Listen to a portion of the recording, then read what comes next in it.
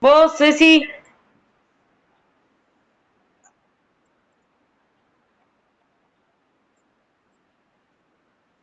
se pone muy ansioso con los ruidos.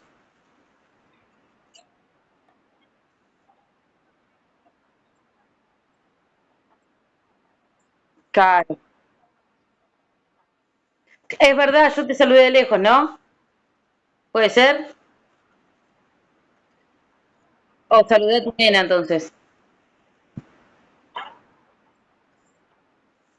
Porque en un momento los vi. Sí vi a tu niño dando vueltas. ¿Y después vos tenés otra hermana? ¿O algo por el estilo? Ah, porque después había otra camada de nietitos por ahí dando vueltas. Ah, ok, ok. Había una camada de nietos. Ah, es que yo no los distingo a los Pineda. Solo a tu nena es la que trabaja en Teresa. Claro, es la única que distinguía ahí que sabía que era de ahí. Pero después no distinguía mucho los Pineda. Son un montón.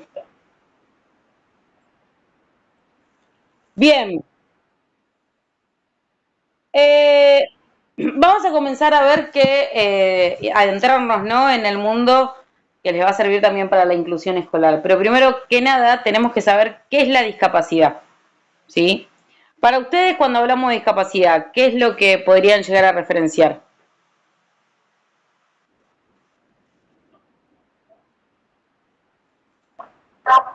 Bien, ¿qué más?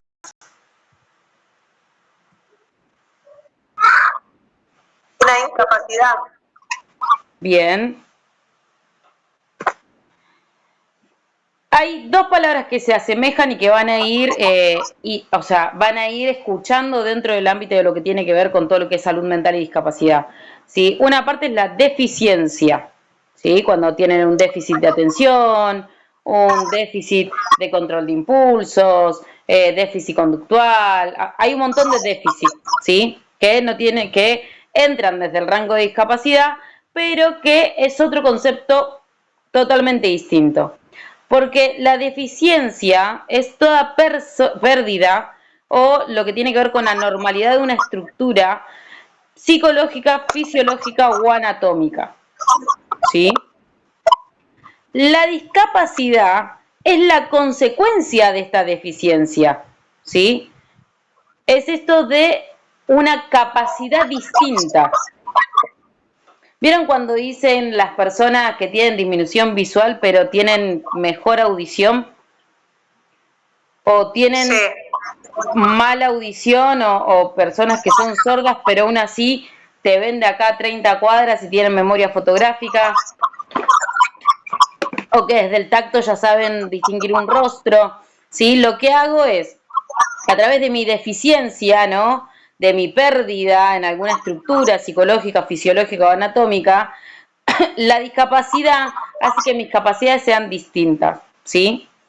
Según la OMS, la Organización Mundial de la Salud, es la pérdida de la capacidad funcional con déficit en un órgano o función que trae como consecuencia una disminución en el funcionamiento, ya sea intelectual o físico, y en la capacidad para afrontar las demandas cotidianas del entorno social.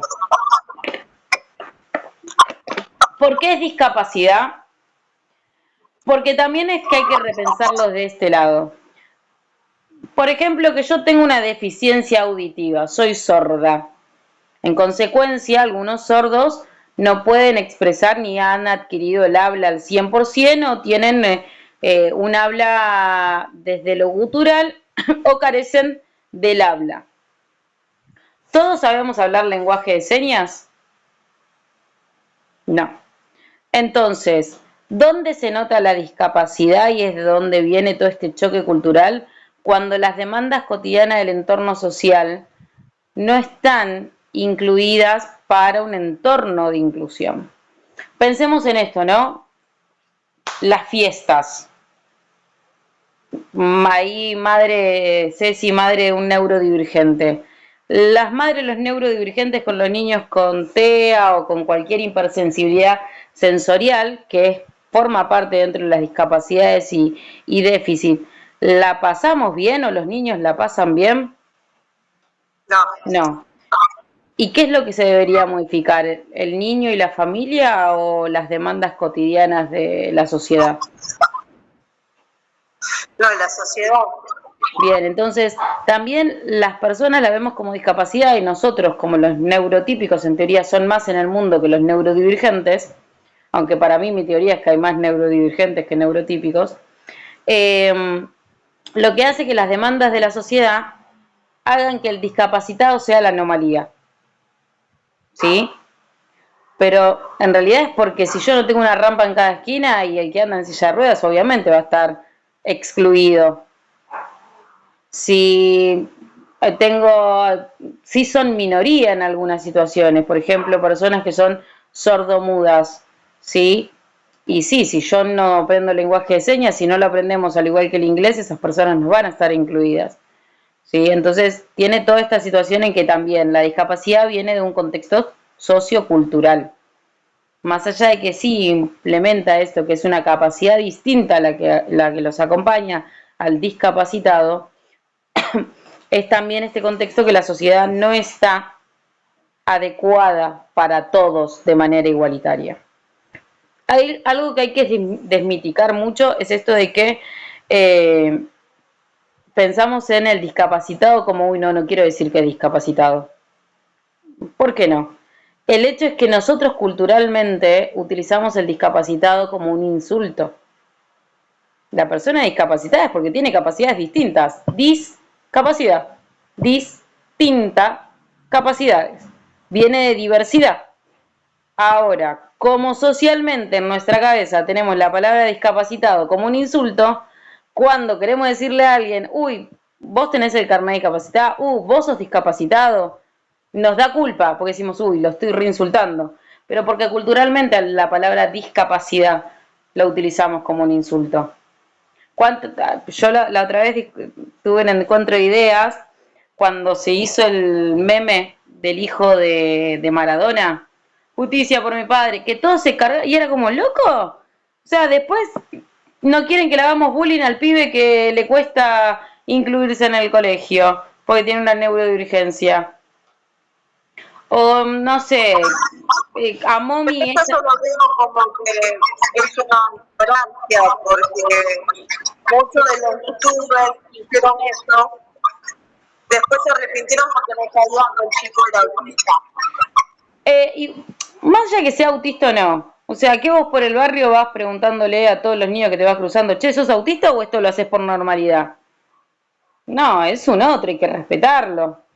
O sea, asimismo igual la familia Maradona siempre ha dicho abiertamente que Dieguito Maradona Jr. tiene trastorno específico del lenguaje cuando era más chiquito y que se ha evolucionado a hoy llegar a un diagnóstico que es TEA. Pero nada, tampoco, si la familia no lo quiere exponer y demás, ¿por qué vamos a estar cargando a alguien? Porque eso lo lleva también a que suceda en la sociedad. Y él era porque era Diego Armando Maradona Jr., el hijo de Armando Maradona. Y por eso todos pidieron disculpas.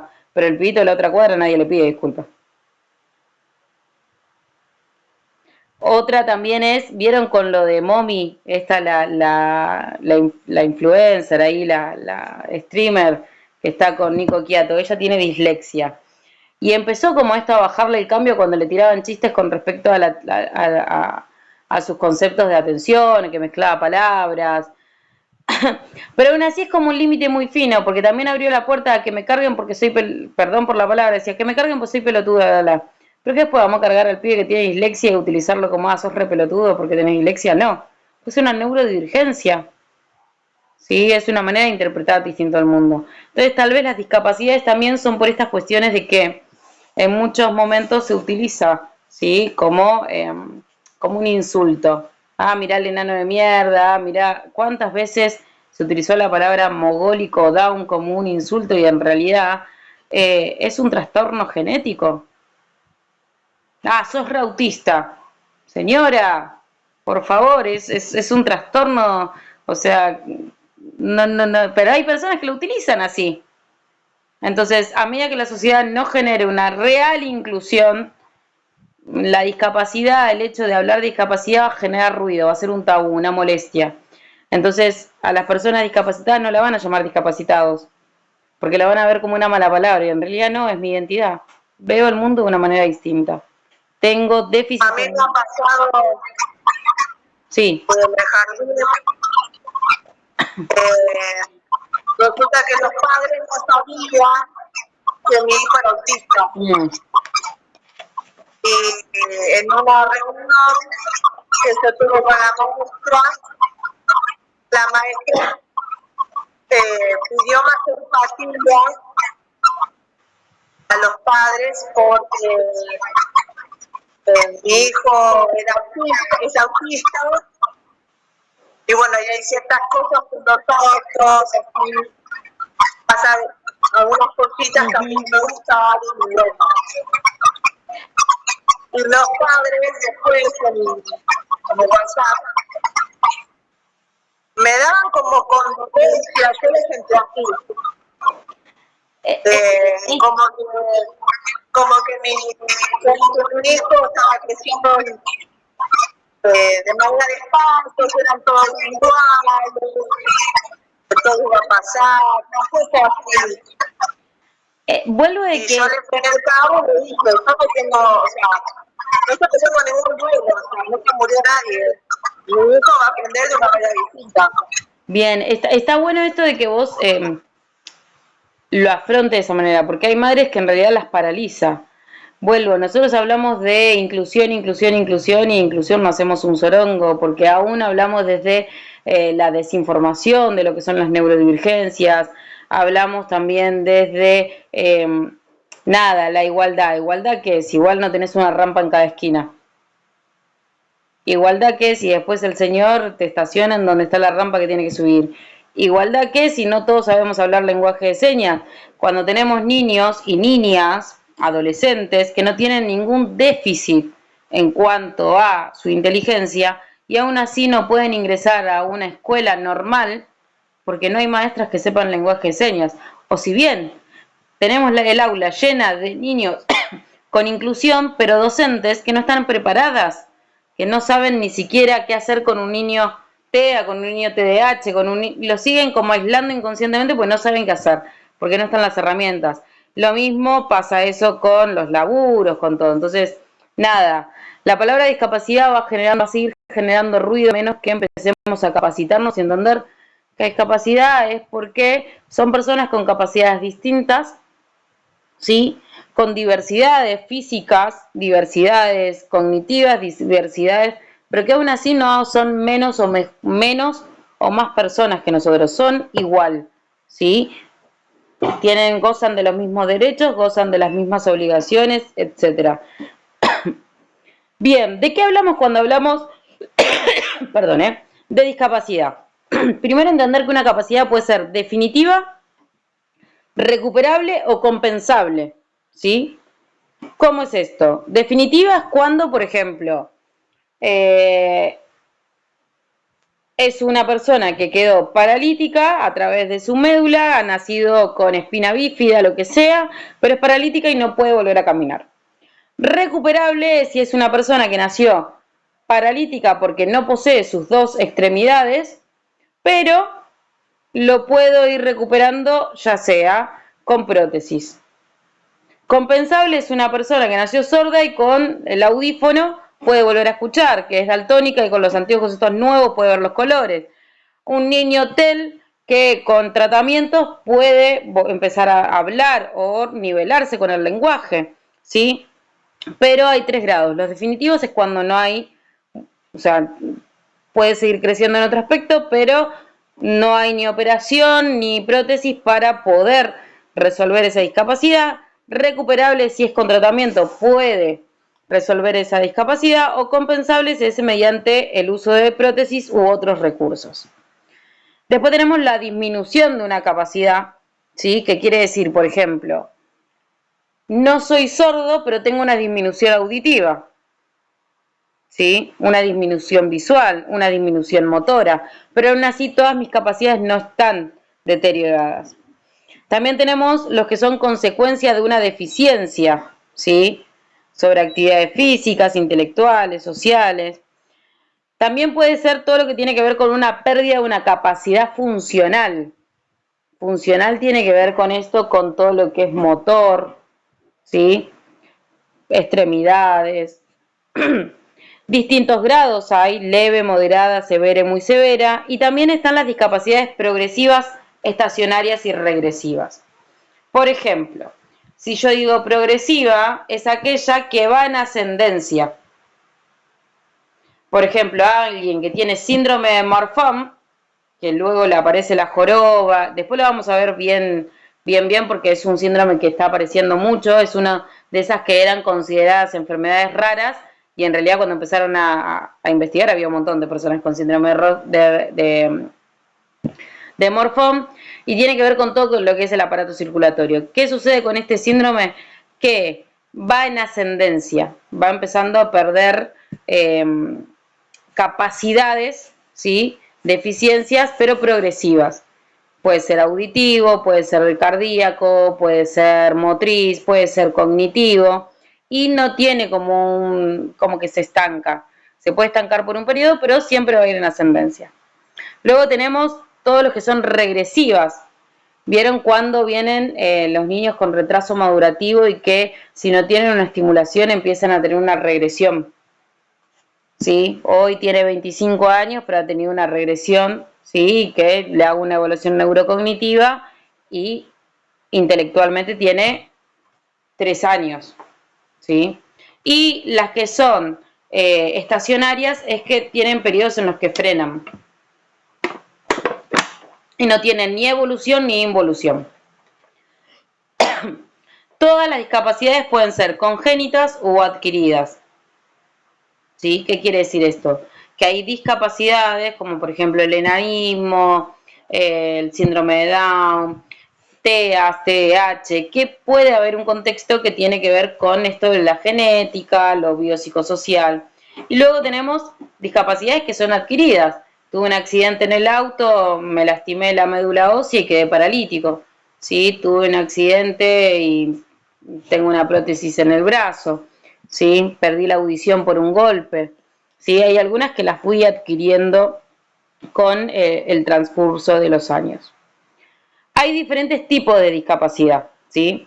Tenemos la discapacidad física, que la discapacidad física lo que hace es afectar la movilidad o todo lo que tiene que ver con el uso de extremidades, manos y piernas, extremidades de miembros inferiores y extremidades de miembros superiores. Después tenemos todo lo que tiene que ver con discapacidad sensorial, que tiene que ver con esto de, ¿vieron cuando hay distrofias sensoriales? Por ejemplo, los niños TEA o los neurodivergentes, muchas de sus discapacidades tienen que ver con alguno de sus sentidos, que no deglutan la comida o que tienen hiperfoco en lo auditivo, entonces, no sé, pasó un auto y se asustaron por el ruido. En las texturas, ¿sí? Que hay texturas con el tacto que les molesta, ¿sí? Luego tenemos todo lo que es discapacidad intelectual, que se refiere a limitaciones en todo lo que es el funcionamiento intelectual y en las habilidades adaptativas. Esto tiene que ver con habilidades adaptativas, tiene que ver esto también con el concepto de insertarse en la sociedad, ¿sí? No solo en la macro sociedad, sino también en la micro sociedad, mi familia, cómo me inserto, porque después de ahí, como me voy insertando, es como me voy insertando en el colegio, en la sociedad, en el trabajo. Y luego tenemos la discapacidad psicosocial, que implica alteraciones relacionadas con la salud mental. ¿Sí? Habitualmente en esto entran las enfermedades psiquiátricas, trastornos de ansiedad, esquizofrenia, trastorno al límite de la personalidad, todo lo que tiene que ver con trastornos psiquiátricos y que son relacionadas explícitamente a la salud mental. ¿Sí? Ahora, si nos tenemos que poner a pensar, ¿qué es inclusión? Para ustedes, ¿qué es la inclusión? Incluir. Bien. ¿Y cómo lo definirías en nuestra sociedad? ¿Qué busca la inclusión? Igualdad. Bien. La ley de inclusión en nuestro país es relativamente nueva, ¿sí? Esto de una rampa más, chicos con acompañantes dentro de las aulas, que haya 500, pero que las 500 se interrelacionen con las escuelas normales, los lunes azul en Walmart, el cine con menos ruido, ¿sí?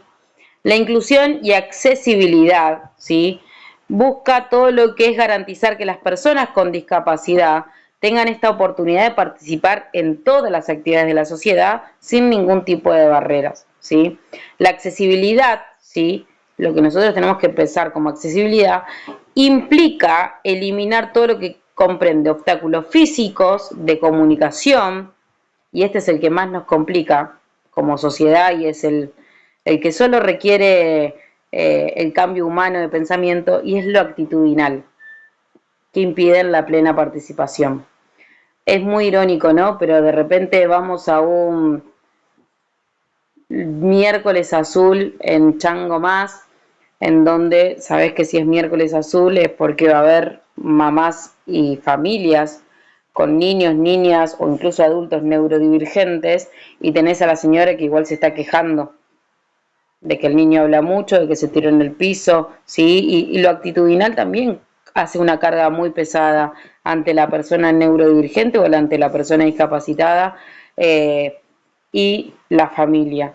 Entonces, parece que no, pero ese proceso de accesibilidad es el más complejo en nuestra sociedad. ¿Hasta ahí vamos bien? Sí.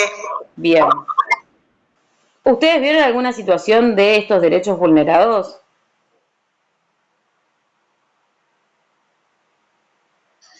Sí. ¿Querés contarlo? No.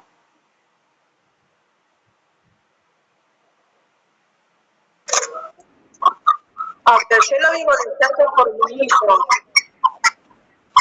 Bien. En el jardín.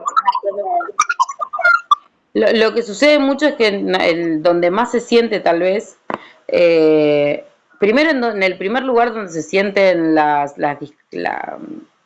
discriminación y los prejuicios, parece que no, pero es en la familia.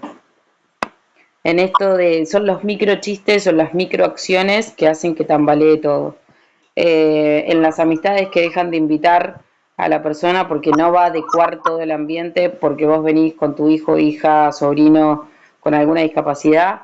En el abuelo, abuela, tía, vecina que no se banca a tener que andar con la silla de rueda o pensando en dónde se va a sentar. En los micro chistes. Yo, el tío de mi nene es paralítico. O sea, anda en silla de ruedas por consecuencia de una situación de gatillo fácil en el 2001. La realidad es que estábamos en un cumpleaños de 15 y uno de los camareros tiró, lo bueno es que este señor viene con silla propia. Y fue como, ¿ah? Era necesario ese comentario. Imagínate que, está bien, en este contexto la familia se ríe, y pero si no era una familia que tuviera asumido esta situación y que la pasara bomba con esto, de andar con la persona, o sea, son esas microacciones o microcomentarios que pueden pasar desapercibidos pero que pueden tambalear toda la situación.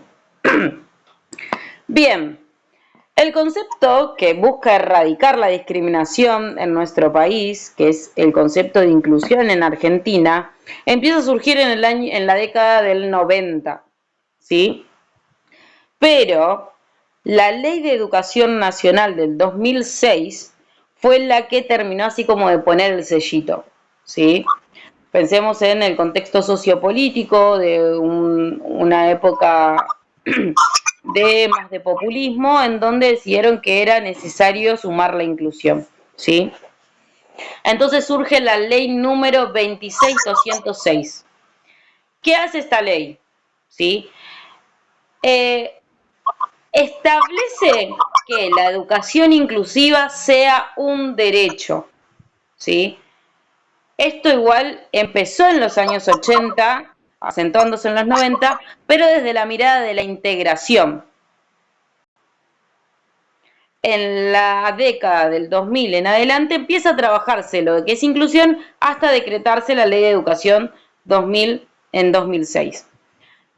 ¿Qué es esto? En fines de la década de los 80 aparece el Plan Nacional de Integración. Esto creo que fue en el 80, luego de la dictadura, aparece Raúl Alfonsín e impulsa acciones de integración de alumnos con discapacidad en escuelas comunes.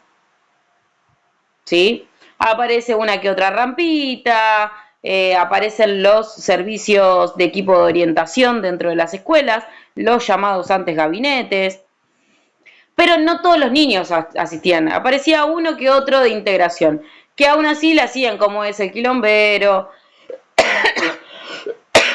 aparecía algún niño con síndrome de Down dentro de las aulas, todo sostenido por el gabinete. En esa época no se llamaba equipo de orientación, era el gabinete, que estaba compuesto por una psicopedagoga y una psicóloga que se alternaban. No aparecía ni la trabajadora social, ni la docente de inclusión, nada. Ese era el gabinete de los años 80 y principios de los 90. En la década del 90 aparece la consolidación, que es donde el concepto de inclusión social, ¿sí?, empieza a ganar terreno y se enfoca en evitar la exclusión y asegurar la igualdad de oportunidades. ¿Sí? En este momento era más, me resguardo el bolsillo en las empresas, viéndolo como una prevención a la no discriminación. ¿Sí? Pensemos en los 90, aparecen muchos movimientos sociales, ¿sí? Aparece mucho esto de la voz de la mujer, la ley del embarazo, crianza asertiva, empiezan a haber un poquito de ruido de movimientos, ¿sí? Y es donde dicen, bueno, ¿saben qué? Vamos a tener que incluir. Pero era más algo más preventivo, más que activismo, era preventivo, era para evitar cuestiones legales. Ahí en el 2006-2007 aparece la Ley de Educación. Entonces, ahí es donde se consagra el derecho a la educación inclusiva y que marca este paso decisivo para verlo desde una mirada para la igualdad de oportunidades y también la calidad educativa para personas con discapacidad, en donde el equipo de orientación no solo aparecía con visto desde la mirada de no, tiene que haber una psicopedagoga y una psicóloga, no, era un equipo de orientación como más amplio, con otras miradas. No solo hay que trabajar con el niño o la niña, sino que hay que trabajar con la docente, con la familia, con una escuela interdisciplinaria, también ver el marco sociocultural de la familia, con psicólogos sociales que trabajen todo el concepto escolar de la familia, el niño integrándose, incluyéndose en el aula, aparecen los acompañantes terapéuticos dentro del aula, ¿sí? Empieza a haber como otro movimiento. Hoy por hoy estamos en la era de la expansión, se dice, que es el concepto de que se expande más allá de lo educativo. Entonces, que no solo hay una ley de inclusión que busca abarcar lo educativo, sino también lo social y laboral.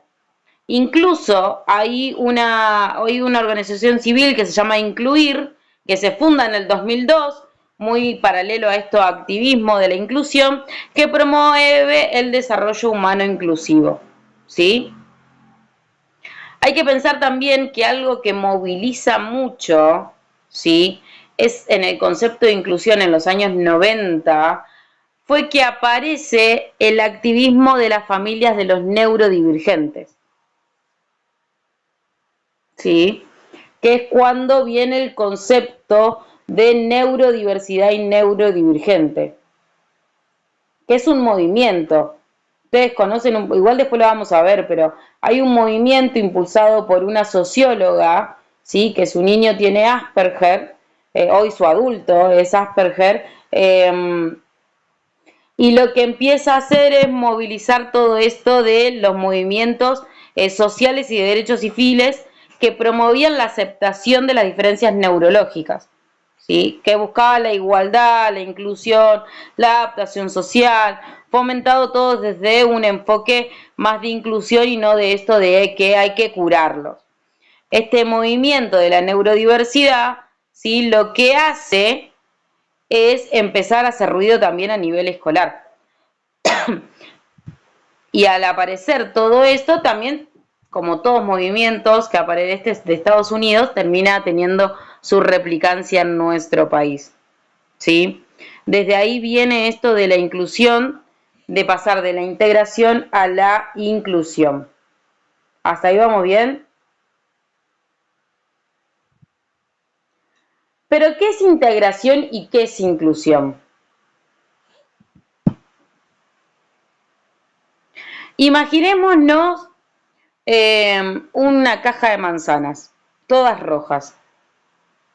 La integración buscaba que en esa caja de manzanas rojas yo meta una verde. Como entre, en algún lugarcito, que entre y esté ahí. La inclusión lo que busca es que el cajón esté lleno de manzanas rojas, manzanas verdes, manzanas con maduras, muy maduras, y que a todos se los vea por igual, que ninguno resalte por sobre otros, ¿sí? La integración busca que individuos diversos se adapten a este sistema ya creado. Vuelvo, cuando hablábamos de discapacidad, y este es el mundo, vos fijate cómo hacer para subir la rampita. En cambio, la inclusión lo que busca es igualdad de condiciones. Entonces, diseñando entornos universales en donde tanto el neurotípico como el neurodivergente, el discapacitado, puedan convivir con igualdad de derechos. ¿Sí? Por ejemplo, en la integración, el enfoque es incorporar a personas diferentes a una estructura existente. Pero recae toda la responsabilidad en ese individuo. Ese individuo tiene que adaptarse a lo que nosotros planteamos. ¿Qué sucede en esto? Que la persona se siente excluida, más allá de que esté ahí. ¿Sí? Termina segregada, su participación termina siendo limitada. ¿Sí? Por ejemplo, no sé, si vamos a hacer una carrerita, viene gimnasia, ¿no? Clase de gimnasia vieja escuela en donde tenemos que trotar por 15 minutos. Tenemos un nene que anda con muletas porque tiene una dispraxia muscular. ¿Y qué lo voy a hacer? ¿Correr 10 minutos? Y si no corre 10 minutos como corren todo el resto de los alumnos, lo tengo en un costado, sentado. Y vos mirá la clase de gimnasia y después contame cómo la viste. Ese niño queda excluido. Está integrado, sí, pero él se tiene que adaptar a la realidad del todo el resto. Entonces, no está incluido. ¿Sí? Es más, está integrado, pero está por fuera del sistema. La inclusión lo que hace es la aceptación plena y equitativa de la diversidad. Entonces, esta persona viene a un entorno, pero este entorno se diseña para ser accesible y participativo para todos desde el inicio cero. ¿Sí? ¿Qué hace esto? Una participación más activa y plena con igualdad de oportunidades. Un aula en donde todos, si por ejemplo, yo tengo un niño neurodivergente que no comprende de las normas escritas porque va en un desfasaje con la lectoescritura, pongo pictogramas. Pero no digo, no, estos pictogramas son para Josecito porque no sabe leer. No, chicos, este pictograma va a estar acompañado de lo que quiere decir. Lo leemos juntos y mientras va mostrando el pictograma. Entonces, todos están viendo lo mismo al mismo tiempo y no está haciendo la diferencia. Esta persona está incluida, ¿sí? En la integración, la persona está ahí, pero aún así está ausente, pues está en su espacio. En la inclusión, todos estamos acá, todos estamos juntos y el espacio es para todos, ¿sí? Esa es la diferencia de la discapacidad en inclusión y la discapacidad en integración. Entonces, sí, lo que se estaría viendo hoy en las escuelas es integración y no inclusión. Sí, la realidad es que lo vendemos como inclusión, pero todavía estamos en el proceso de integración. La realidad es que nuestro contexto de políticas del Estado hoy por hoy lo vemos como más lejano el proceso de inclusión, ¿sí? La agencia de discapacidad se disolvió, hay niños que en las escuelas privadas no van a poder tener acompañantes terapéuticos, hay muchos conceptos que nos van a llevar a la integración, pero aún La ley no se modifica. Si todos sabemos las leyes, tiene que abrirse un espacio de inclusión real, en la cual las aulas estén pictogrameadas, donde haya libros, ¿cómo se llama el que usan los niños con discapacidad visual? Braille. Libros braille, así como libros con pictogramas, como libros con letra imprenta, porque es muy importante saber que hay niños con dislexia, que la letra imprenta minúscula les cuesta un montón, en cambio que haya libros con imprenta mayúscula. Esa ley existe. El tema es que nosotros la conozcamos y empecemos a interiorizarnos en todo ese mundo para hacerla valer, ¿sí? Hay algo igual en discapacidad que nosotros tenemos que saber, es que aunque haya una sola persona discapacitada en la familia, influye igual en toda la familia. La relación entre discapacidad y familia es una experiencia individual, pero que termina siendo de alto impacto colectivo, porque termina impactando a todos los miembros de la familia, tanto en términos emocionales, sociales, como prácticos. Vuelvo a esto. Si yo tengo un hijo neurodivergente que no se banca la música fuerte y tengo que ir a un cumpleaños y que después, nada, en ese cumpleaños les da igual cómo está la música y mi hijo se altera y empieza a tener una crisis y me miran raro, ¿a quién le va a caer el impacto emocional? La familia. Entonces, importante entender que las familias, ¿sí?, también tienen este impacto de la discapacidad, ¿sí? Entender esto, que las familias son las principales responsables del cuidado y bienestar de las personas con discapacidad. Entonces, influye también en las dinámicas internas, en las relaciones, en su bienestar emocional y por sobre todo en el bienestar económico, ¿sí? Hoy, cualquier niño, niña, adulto que tiene que hacer las terapias, si no tengo una obra social y demás, las tengo que hacer particular. Y son 200 lucas a la semana en terapias, por ahí. Y vos decís, che, y el sueldo básico está en 800 lucas. Y yo tengo que gastar 600 en terapias. ¿Cómo hago para poder resolverlo? Y somos 7 en la familia, somos 5. ¿Sí? Entonces termina, ¿cómo? Impactando en las relaciones. Tenemos ahí a las piñas, mamá y papá, diciendo, y bueno, pero les contamos esta terapia, no, porque él la necesita, no, pero... Y que acortemos en esto y acortamos en aquello. Y también la diferencia entre niños, porque de repente decís, no, porque tu hermano necesita todas las terapias. Y el otro que dice, no, pero yo quería botines nuevos, quería jugar a la pelota. Bueno, no, pero los botines no podemos. Y empiezan todas las crisis que afectan, por sobre todas las cosas, todo eso, emocionalmente a la familia. Y lo primero que aparece es el estrés familiar.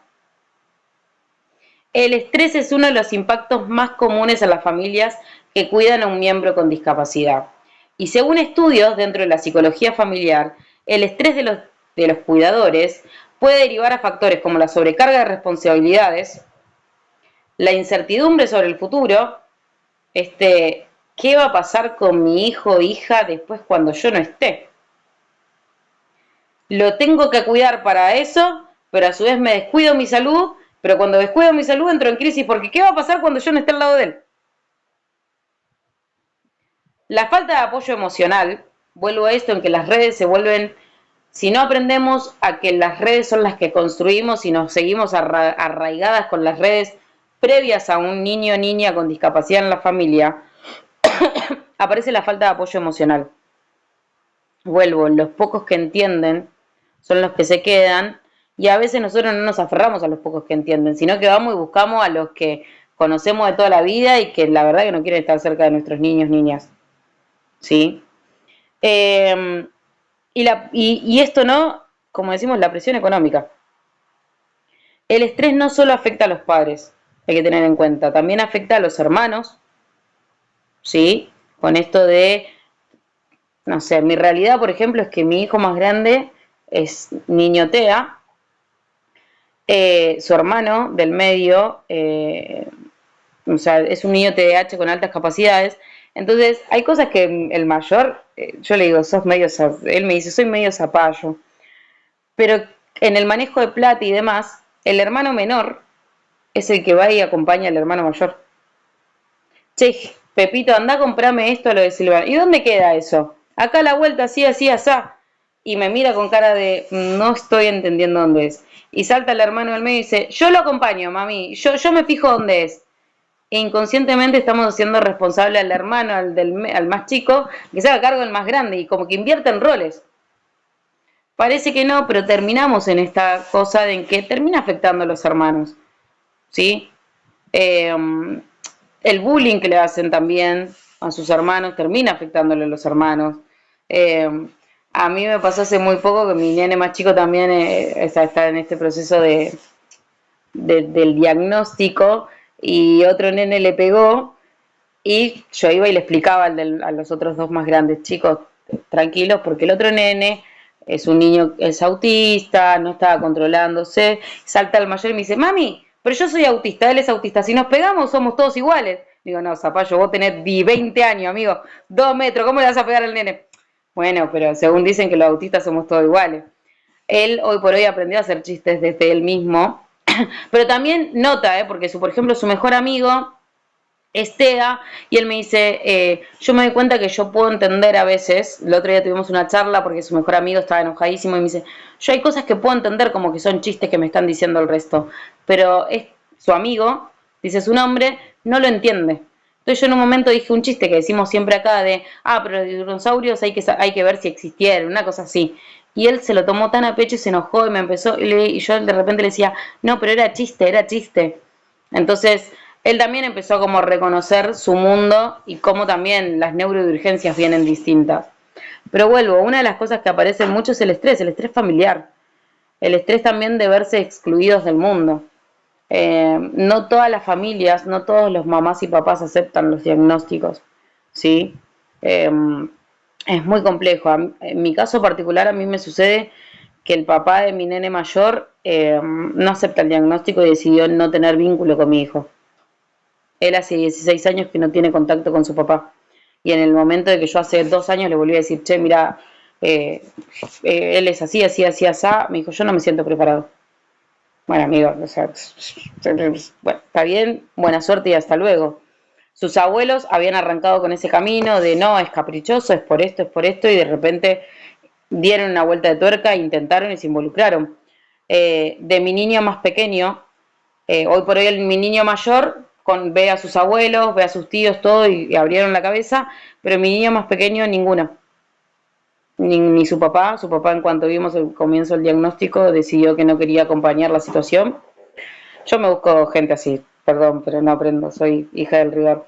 Lo bueno es que no los comparto. Lo que pasa es que antes por ahí desconocía esto porque nunca le pasó, entonces lo veías como el malcriado, el mañoso, el más chico, el que Sí, todo era una excusa desde la crianza y era también un dedo acusador hacia los padres. ¿Ves? Vos lo haces muy malcriado, vos le permitís el berrinche. Entonces, por eso digo de este estrés también que acompaña a la sociedad, que no es solo la gente de antes, ¿eh?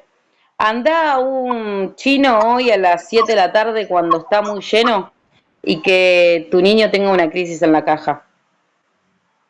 No importa cuánto es que hablemos de todo esto, te van a decir, ¿y por qué no se lo compras? Ay, qué malcriado este nene. Y te lo tiran en chistecito. Y yo siempre digo, ¿qué voy a ir? Con una remera que diga, mi hijo, hola, soy autista, por eso estoy teniendo esta crisis. No, es respetar crianzas. Y si es malcriado y es mambo de la madre. No tengo por qué opinar, pero es complejo. Volvemos a esto de que la sociedad habla de inclusión, pero realmente no incluimos mucho. Bien, como decía, una de las cuestiones principales en la discapacidad y la familia es el estrés. Estrés de los padres, ¿sí? Que experimentan mayores niveles de ansiedad, preocupación por el bienestar de sus hijos. Estas enfrentar, como decíamos, ¿no? El acceder a servicios médicos, el acceder a servicios educativos, el poder acceder a sus terapias y el poder acceder a todos los apoyos, ¿sí? Y la cuestión económica que nos atraviesa. Y también el estrés de los hermanos. Pueden sentir sentimiento de celos, ¿sí? Porque ¿por qué le das más atención a él y a mí no? Frustración, miedos debido a la atención especial que tiene su hermano, pero también miedo a que le hagan algo en el mundo exterior, ¿sí? Y también Lo maravilloso de esto es que los niños logran obtener algo que a veces los adultos somos más resistentes a tener, y es que automáticamente sienten la empatía y aparece la madurez y responsabilidad que a veces carecen algunos adultos. A veces todo el resto del conjunto familiar adulto que lo tendría que entender más rápido, ellos no ven las diferencias y automáticamente encuentran estrategias para conectar, ¿sí? Algo también que atraviesa muchísimo en la discapacidad de la familia son los cambios en las expectativas familiares. Pensemos en esto, que nosotros tenemos al bebé en la panza y estamos poniéndole un nombre, le pusimos una profesión, le dijimos dónde va a vivir, cómo va a vivir, qué ojo, qué color de pelo va a tener, todo ya lo teníamos planificado. Nace y de repente a los 2 años no me habla. ¡Hola, crisis! ¿Qué está pasando? ¿Qué estoy haciendo mal? Aparece primero. Y después, cuando no estás haciendo nada mal, tu niño es neurodiverso, o tu niño no camina, o tu niño es síndrome de Down, decís, ¿en qué carajo me metí? Y toda esta expectativa que teníamos armado, de repente se ven alterados. Entonces, la familia debe adaptarse a esta nueva familia con necesidades especiales, ¿sí? Con necesidades particulares que implican tener un individuo con discapacidad en la familia. Entonces, puede afectar todo lo que es la proyección educativa, laboral y social. Yo tengo una paciente que su hija tiene retraso madurativo y aparte retraso motriz. La señora automáticamente nació su segunda hija y se volvió su cuidadora principal. Dejó de trabajar, dejó de estudiar, y hoy de repente, hace un tiempito arrancó, y esto incluso hablándolo en línea general sin romper la confidencialidad, me dice, Dai, ¿qué puedo estudiar? Le digo, no sé, lo que vos quieras. Me dice, no, pero tengo que pensarlo en que lo puedo hacer en casa para seguir viendo a Pepita, pero aún así me di cuenta que hace 25 años que soy la cuidadora principal y que frené mi futuro. Entonces le dije, bueno, tomalo como datito para terapia en la próxima. Pero es eso, muchas frenan, ¿sí? Por ser cuidadoras principales. Habitualmente pasa más en la mujer que en el hombre, esa es la realidad. No quiere decir que hay que globalizarlo, pero es un porcentaje que nos afecta en nuestra cultura y en nuestra sociedad. Pero entonces, nada, esto también se ve afectado, ¿sí? La proyección, porque ya no son las mismas escuelas, no son mis mismos tiempos laborales, no son mis mismos tiempos sociales. Y aparece algo que es lo que habíamos hablado hace un ratito, que es el aislamiento social y la estigmatización, ¿no? Esto de, ¿realmente incluimos? Entonces, la discapacidad puede generar mucha estigmatización, ¿sí? O la sensación de exclusión social, tanto para las personas con discapacidad y en consecuencia para la familia, porque aparecen todas las que son las barreras físicas y por sobre todo enmienda ahí gigante la posición actitudinal. Si le pongo onda o no le pongo onda. Entonces eso puede contribuir al aislamiento y que termina afectando a la vida social y emocional no solo del niño o niña, sino también de la familia. Entonces las familias se pueden sentir excluidas de eventos sociales, de eventos educativos, ¿sí? En donde una escuela no genera inclusión y que de repente, si yo a mi nene en crisis, prefiero que no participe de este acto. Y cuando me di cuenta, el nene pasó los 3 años en el jardín sin participar de ningún acto escolar, en donde yo no generé vínculos con la mamá del jardín, en donde no vi a mi nene actuar. Entonces nos empieza a hacer ruido emocional. Entonces, nada, son cuestiones que nos tenemos que repensar como sociedad también, ¿sí? Y lo más importante es poder crear redes de soporte y apoyo emocional, ¿sí? Algo que yo aprendí, incluso con mi primer niño y con mi segundo y tercer niño, lo súper fortalecí, es que las redes no se hacen de sangre, las redes se hacen de vínculos. Yo tenía mi amiga, hoy por hoy es mi mejor amiga, mi amiga que tenía desde los 14, 15 años, pero incluso no era de mi vínculo más cercano, ¿sí? No era como de las que yo estaba siempre junta. La loca, yo era la primer madre adolescente, empezó a estar encima de mi hijo, de repente cuando empezamos con esto de que en los cumpleaños él se ponía muy ansioso, que empezaba a correr en círculos, tenía a mis amigas de toda la vida, que en ese momento empezaron a como disminuir las visitas sociales, no iban conmigo a la plaza, empecé a no ir a ese grupo scout, y de repente tenía a esta amiga que me llevaba a todos lados con el nene, y lo mostraba como, mirá mi logro, mi sobrino. Tuvimos una crisis grande a nivel educativo en la cual la escuela no quería renovarme la vacante y ella capa y espada con toda su familia ayudándome a buscar una escuela.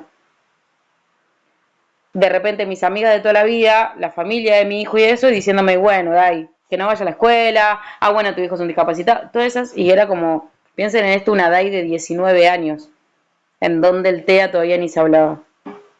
Hoy por hoy, esta amiga es la tía tiburón, es mi tía, es mi hermana del alma, ella se dice tía tiburón porque mi hijo asociaba a las personas no con su nombre, sino con animales. Entonces, cuando quería comunicarse con alguien, mostraba su figura o su imagen del animal que referenciaba. Y ella era la tía tiburón porque le mordía los cachetes. Hoy al día de hoy se ha ido hasta de vacaciones con mis 3 hijos. ¿Sí? Su familia lo ha llevado a recitales, ha buscado ir a la cancha de Boca, el palco de inclusión y ayudarme a agarparlo y armar todo. Su padre es alguien que labura dentro de todo lo que es educación y escuela donde están mis hijos, está como ahí encima viendo, che, y lo tratan bien, y involucrándose en la crianza de ellos al 100%, ¿sí? Acompañando siempre con respeto y que otras personas no hicieron. Y así me fui encontrando con muchas personas en mi vida, con psicopedagogas que me dijeron, che, Dai, no tenés plata, bueno, yo te lo hago de honoren, después me devolvés, y que hoy, por ejemplo, mi hijo con esa psicopedagoga no se ve, pero se sigue hablando, ella le sigue mandando, che, Jeretor, ¿cómo andás? Ella vive en Tandil y sigue involucrada en el crecimiento de Jere, me ha ayudado con el nuevo diagnóstico de mis hijos, y entonces me empecé a dar cuenta que en el mundo de la discapacidad son muy importantes las redes de apoyo, aquellas que conocemos mientras que construimos nuestra historia neurodivergente, ¿sí? Es muy complejo poder erradicar esa parte porque somos de la vieja escuela que cree que la familia es palabra santa, que los lazos más importantes son los de sangre. ¿Cómo vas a contradecir a tu tía que te crió toda la vida? Pero mi tía me está diciendo que mi hijo es un... y que yo diga, no la invito al cumpleaños, y no la invito, y no la invito, y no la invito, y que al principio sea toda una guerra familiar, y que hoy pueden entender de que quien no buscó tampoco incluir a mis hijos es porque no lo sentía. Entonces, son muy importantes las redes de apoyo emocional. Ceci, es eso también. Es encontrar las mamás de jardín que dicen sí, sí, no te ven con lástima. Es encontrar a la que le, perdón por la palabra, le chupa un huevo, que esté de vuelta en círculo, que esté con auriculares regulándose una punta a la otra y puede seguir tomando mate con vos. Que muerda a tu hijo y que se ría y diga, bueno, está bien, ahora mordelo vos y que haga chistes y que no lo vea como algo de duelo, sino como una oportunidad de ver el mundo distinto. Vuelvo, el mundo de inclusión es un mundo utópico que también estamos pensando. Que muchas veces nos entramos en este mundo porque nos atravesó, pero también tenemos a personas como Ceci, como hay como la Chechu, que en realidad lo hace porque quiere realmente la inclusión. Entonces ahí está donde decís, ok, ahí hay una red. Una Chechu que no tiene ningún hijo neurodivergente, que en realidad lo vio y dijo, che, me llama la atención, y que dice, sí, bueno, yo quiero ir por ese mundo. ¿Sí? Aparecen también los que no están atravesados por cuestiones. Así que métanle pilas. Es algo igual que tengo atravesados un montón. Chechu, Chechu, gracias porque sos de las que deciden meterse en este mundo para generar un mundo más inclusivo, no porque te atraviesa la situación. Y es un montón, porque no todos se lo aguantan. Te decía que yo tengo sobrinas. Bien, pero vuelvo a esto, o sea, lo decidís por motus propios. Sí, sí, igual en las familias tenemos una red bastante grande, por ejemplo, los que son indígenas, estamos todos muy alejados, pero que es nosotros le decimos foto. Él dice conectamos el foto. Y sabemos que en el foto hay que comer patitas de pollo. Porque él y las nenas comen patitas de pollo. Claro. Porque él lo único que come es patitas de pollo. Ahora para las fiestas nos compró fuegos artificiales y lo pasamos en una quinta. Bien. Pues en los kilómetros para estar clave para ella. Bueno, pero son esas modificaciones que no todos que no están atravesados en su núcleo familiar quieren hacer. Porque vos es tu elección hacerla. Porque tranquilamente podía ser la tía Ortiva que diga, bueno, listo, hermana, bancátela de tu hijo. Porque sucede, chicas. Mi hijo tiene cuatro tíos, de los cuales 4 solo se involucra una. Los otros 2 no lo ven desde que tiene 2 años. Y del más chiquito ni siquiera lo conocen.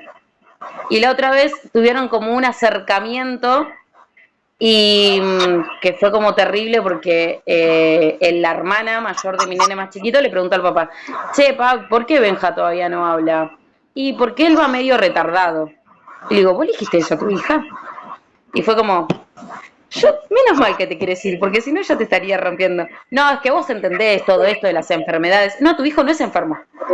Y vuelvo, es complejo las personas que aceptan y deciden, porque no todos lo hacen, vuelvo. La inclusión es una utopía que para hacer la realidad son los que se involucran. ¿Sí? Así que, Ceci, a los que te mandaron el duelo, decirle que sigan duelando, que tu hijo la va a romper y ellos van a seguir ahí en la utopía de somos mejores personas porque dieron un pésame. Eso, lo que pasa es que eso fue hace bastante y yo tengo un carácter muy particular y a mi manera me hizo entender en el jardín, que fue como la directora, maestra, hice mucho ruido y cambiaron muchas cosas en los actos y todo eso. La idea es hacer ruido pacífico, es poder poner en palabras y defender estos derechos, que son derechos, que no es que es capricho mío, es hoy por hoy es un derecho de todos los niños en línea general. Desde el menos ruido, desde los cohetes. Es más, en mi casa, por ejemplo, este año el mayor había decidido que sí, ya toleraba ciertos cohetes, es más, hizo toda una prueba con su hermano, pues su hermano quería tirar, entonces le dijo, mira, yo los fosforitos me los banco, la ametralladora me la banco y esta me la banco, entonces esta podemos tirar. Entonces lo compartían juntos. Este año descubrieron que su hermanito chiquito no. Entonces fue de mutuo acuerdo y cuando íbamos a comprar, le digo, bueno chicos, ¿quieren ir a comprar cohetes? Todo. Salió de ellos y dice, no mami, este año vamos a volver con las espumas hasta que Benja decida que sí puede tolerarlo. Entonces a las 12 la realidad es que estuvimos encerrados en el comedor de casa hasta que pasó el ruido más fuerte y ahí recién salieron al patio a hinchar. Eso en Navidad y en Año Nuevo pusimos auriculares y en realidad lo hice dormir antes al bebé y no brindó con nosotros porque sabía que Año Nuevo era más heavy y que Año Nuevo necesitábamos estar aislados en la habitación, pero bueno, mi familia también tocándome la puerta y yendo a brindar uno por uno en la habitación hasta que él se durmió tranquilamente y le puse ruido blanco y nada, no pasó nada. Pero vuelvo, es muy complejo organizar fiestas y demás en neurodivergentes y que realmente todos lo entiendan. Porque antes en mi casa se llenaba de gente, todos mis primos, todo. Y cuando empezaron a suceder estas cosas, se fueron reduciendo un poquitito más. Y ahora terminamos los justos y los necesarios. Eh, Así que es muy importante esto de que hablamos de inclusión, pero la inclusión real se va a dar cuando todos empecemos a cambiar nuestra cabeza. ¿Sí? Bueno, chiquis, por hoy estamos. Ya a partir de la semana que viene arrancamos con todo lo que es inclusión escolar y todos los que son todos los trastornos que nos atraviesan. Así que traten de esta semana entregar los trabajos porque después con cada uno de los casos va a ir un caso, ¿sí? Para que lo puedan ir viendo. Cuando veamos espectro del autismo va a haber un caso. Quiero consultar. Sí. Yo te mandé el trabajo. Sí. Y te pregunté si había otro trabajo más. Porque estoy perdida. Ahora yo lo paso en la computadora y les paso en limpio cuál es de cada clase. Así ustedes se organizan. ¿Les parece? Bueno. Así que, bueno, nos vemos la semana que viene. Que el calor no las asesine. Dale, dale. Chau, chau, chicas.